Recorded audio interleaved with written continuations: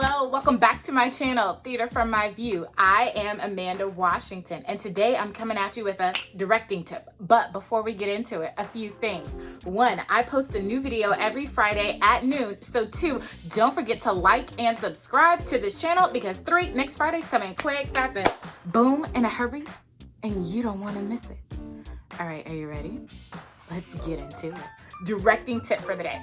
Be aware of the power dynamics in the room and how you as a director hold a lot of that power dynamic. You hold a lot of it. Whether you want it to or not, it is you. It is you who holds a lot of it, and you need to be aware of how you're navigating that rehearsal process, because you could have actors who are saying yes and when they don't need to be saying yes and to those type of situations. So fostering a community and environment where actors, 1, can clearly and freely express their boundaries, and 2, not be ridiculed or cast out because of those boundaries is crucially important to having an effective, healthy, ethical rehearsal process. An actor expressing their boundaries should not make you as the director feel as if you can't clearly or freely tell your story. Actually, it should make you feel more empowered, because now you're gonna have to find a new way to approach it. You and that actor are gonna have to come up with new ways, because you wanna respect their lines. You wanna respect their psyche. You wanna respect their physical body. So a boundary sounds like you're being held back. You're actually being let free, because now you know what arena you can work in and you can create something beautiful. We as theater practitioners have been finding new ways to express ourselves since theater has begun. So why not take on this new challenge? An actor wanting to protect themselves so they can have a long-lasting, healthy career is not something that we should scoff at.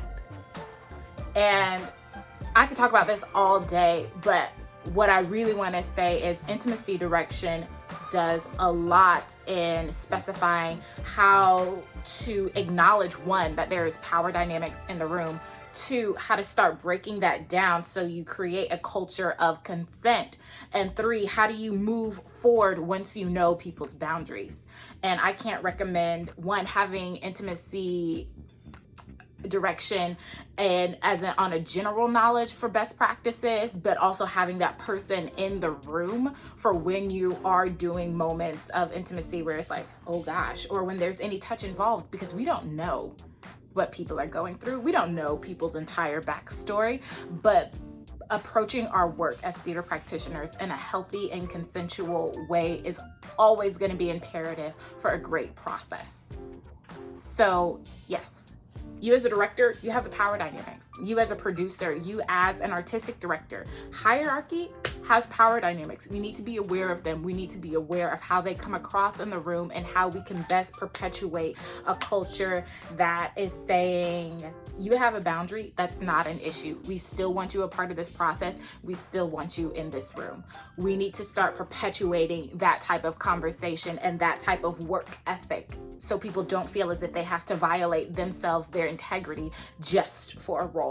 And we start by looking at the power dynamics. Thank you so much for joining me. I will see you next week. Bye-bye.